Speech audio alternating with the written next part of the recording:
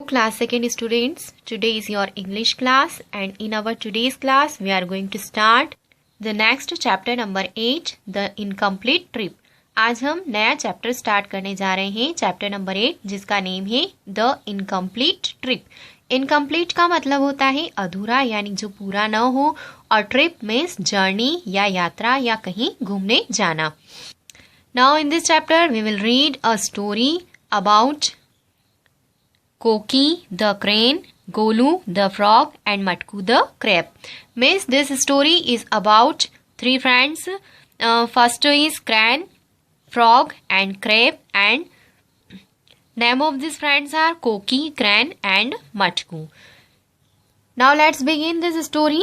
Did you know that many birds travel to warmer place in winter? This is called migration. Story about a crane called Koki who needs to travel south. आप ये जानते हैं कि ठंड के दिनों में जब बहुत ज़्यादा कुछ जगह पर बहुत ठंड शुरू हो जाती है, तब उस टाइम पे कुछ बर्ड्स एक जगह से दूसरी जगह जाने लगते हैं, यानी गर्म जगह पर जाने लगते हैं, और इसे माइग्रेशन यानी प्रवास यानी एक जगह से दूसरी जगह पर जाना कहा जाता है. ये जो स्टोरी हम पढ़ने जा रहे हैं ये एक बर्ड के बारे में है जिसका नाम है कोकी, जो एक क्रैन है और उसे भी इसी तरह ठंड से बचने के लिए दूसरी जगह पर यानी साउथ में वह जाता है. Now let's start the story. Now you look this picture. In this picture, this is a bird and the name of this bird is Koki and this is a crane. Then this is Golu the frog and this is Matku the crab. Once there were three friends. They were Koki, the crane, Golu, the frog and Matku the crab. एक बार की बात है, एक जगह तीन friends रहते थे जिसमें एक कोकी नाम का था, जो क्रैन था, इस क्रैन का नाम कोकी है. ये एक फ्रॉग है जिसका नाम गोलू है और जिसका नाम मटकू. गोलू द फ्रॉग जिसका नाम गोलू है, ये एक फ्रॉग है, और मटकू जो एक क्रैब है. Every evening they played near the pond. They had fun together. हर रोज शाम को वे तालाब के पास में साथ में खेला करते थे और वे बहुत सारी मस्ती किया करते थे. One evening they were talking to each other. एक दिन शाम को वे आपस में एक दूसरे से बात कर रहे थे. Summer is over. It is autumn. Now soon it will be winter. I will fly away to the south.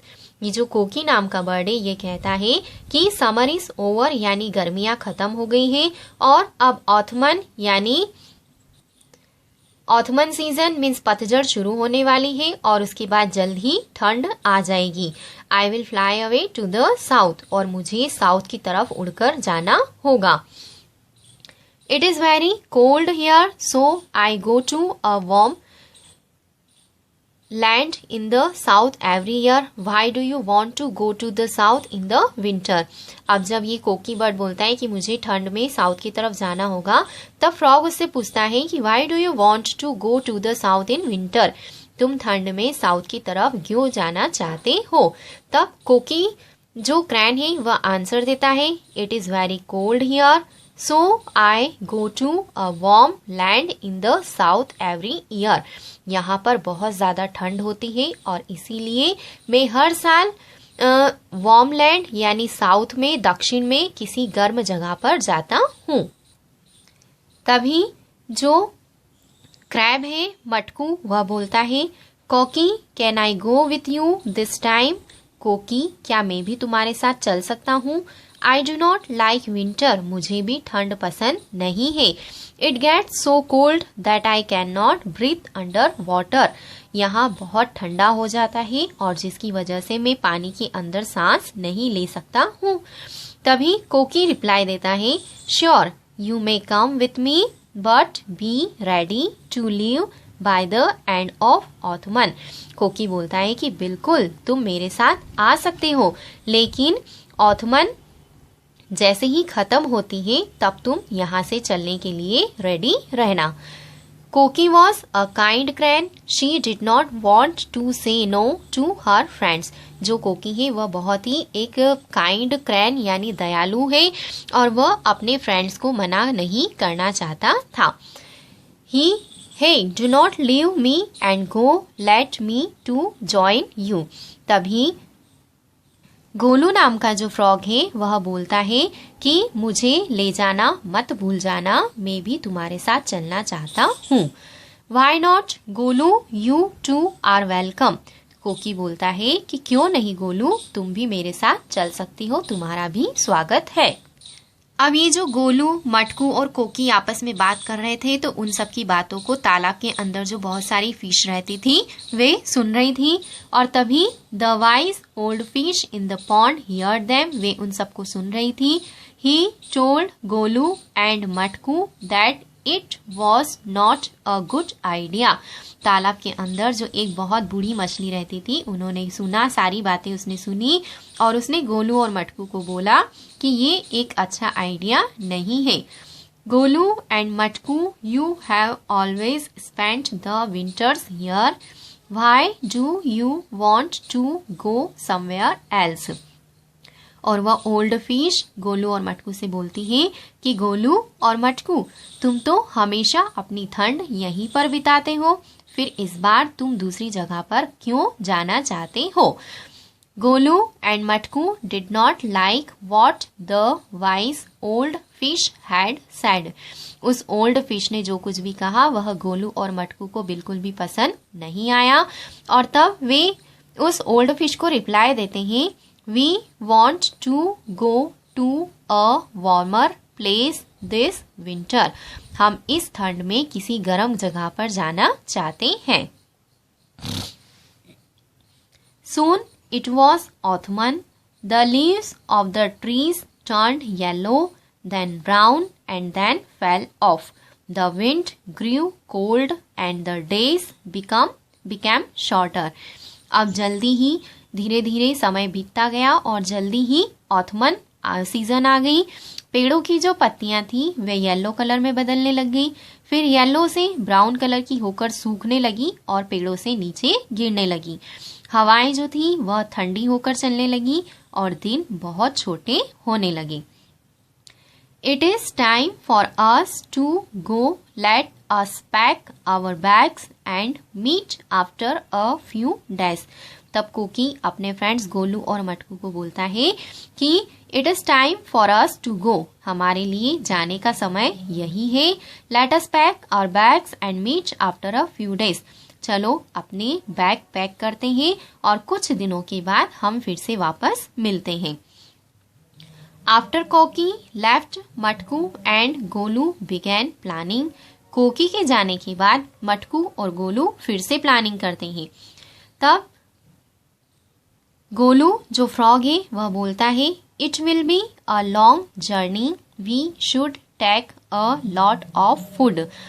ये गोलू बोलता है कि ये एक बहुत लंबी जर्नी होगी और हमें अपने साथ में कुछ खाने का भी ले जाना चाहिए, खाने का सामान ले जाना चाहिए।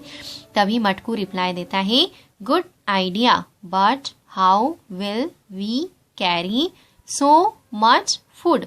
लेकिन हम इतना सारा खाना कैसे ले जा सकते हैं। They decided to put everything in a basket. अब गोलू और मटकू ने डिसाइड किया कि वे सारी चीजें एक बास्केट के अंदर रखेंगे। They put fruits and vegetables into it. उन्होंने उस बास्केट के अंदर फ्रूट्स और वेजिटेबल्स रखी। They made long ropes of grass and waited for कोकी। उन्होंने ग्रास की यानी घास की एक बहुत लंबी रस्सी बनाई है इस तरह से और उसके बाद वे कोकी के आने का इंतजार करने लगे। आफ्टर 2 days कोकी कैम विथ हर बैग। अब 2 दिनों के बाद कोकी अपने बैग के साथ वापस आती है। Golu and Matku showed her the basket. Golu और मटकू कोकी को अपना बास्केट दिखाते हैं और वो बोलते हैं, hello Koki, good to see you, look we have packed a basket too. और वो बोलते हैं कि हेलो कोकी, तुम्हें देखकर बहुत अच्छा लगा और देखो हमने हमारा बास्केट भी रेडी कर लिया है।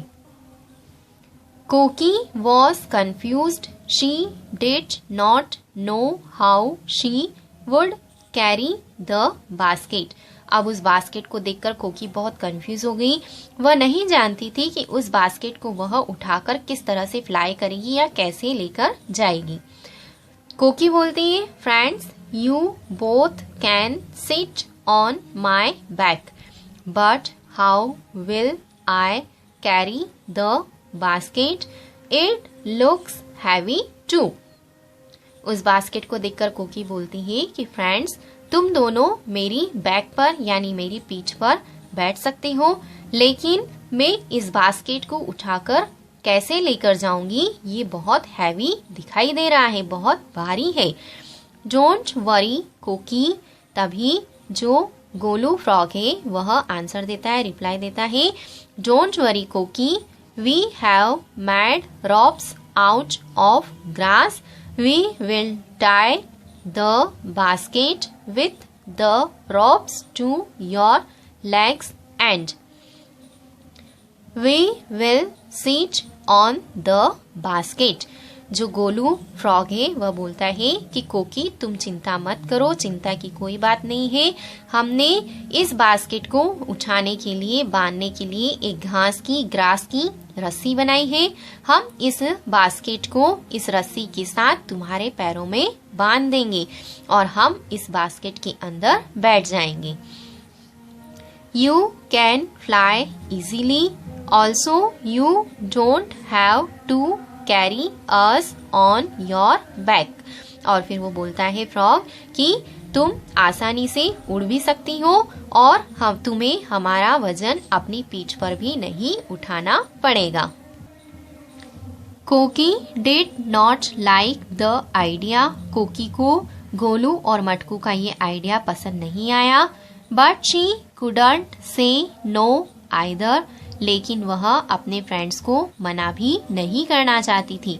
Golu and Matku tied the basket to Koki's legs. Golu और मटकू ने बास्केट को कोकी के लेग में, पैर में बांध दिया। It was difficult to Koki to take flight, the weight was too much. अब कोकी के पैर में जब उन्होंने बास्केट बांध दिया तो कोकी के लिए उड़ पाना बहुत मुश्किल हो रहा था, क्योंकि वजन बहुत ज्यादा था। एक तो बास्केट का वेट, फिर उसमें फ्रूट्स वेजिटेबल्स का वेट और गोलू और मटकू का वेट, तो उसके लिए कोकी के लिए फ्लाई कर पाना बहुत ज्यादा डिफिकल्ट हो गया था।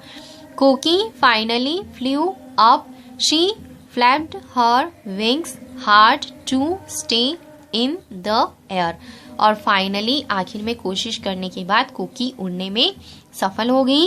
वह आसमान में उड़ने लगी, लेकिन उसे आसमान में, हवा में अपने आप को टिकाए रखने में, उड़ाने में, अपने पंखों को फड़फड़ाने में बहुत मुश्किल हो रही थी।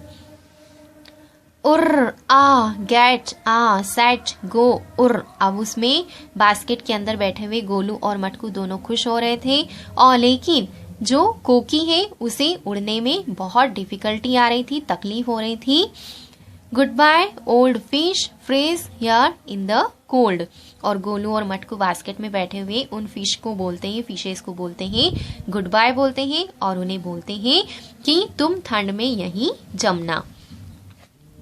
Suddenly the ropes snapped with the weight of the basket. तभी अचानक से बास्केट की वजन से वह रस्सी कोकी के पैर से फिसल जाती है, निकल जाती है। Golu and Matku fail into the pond. और गोलू और मटकू अपने सामान के साथ पानी में, तालाब में गिर जाते हैं। Koki felt bad for her friends but she had to fly to the south. Koki को अपने फ्रेंड्स के लिए बहुत बुरा लगता है, लेकिन वह साउथ की तरफ अपनी उड़ान भर चुकी थी। So she continued her journey. इसलिए वह अपनी जर्नी को कंटिन्यू रखती है, वह रुकती नहीं है। But Golu and Matku were welcomed back by the fish. लेकिन गोलू और मटकू का मछलियों ने तालाब में फिर से स्वागत किया। Welcome back Golu and Matku, let's enjoy winter together. और जो ओल्ड फिश थी वह गोलू और मटकू को बोलती है कि गोलू और मटकू तुम्हारा फिर से तालाब के अंदर स्वागत है। अब हम यहाँ पर साथ में मिलकर ठंड का मजा लेंगे। Okay, now thank you.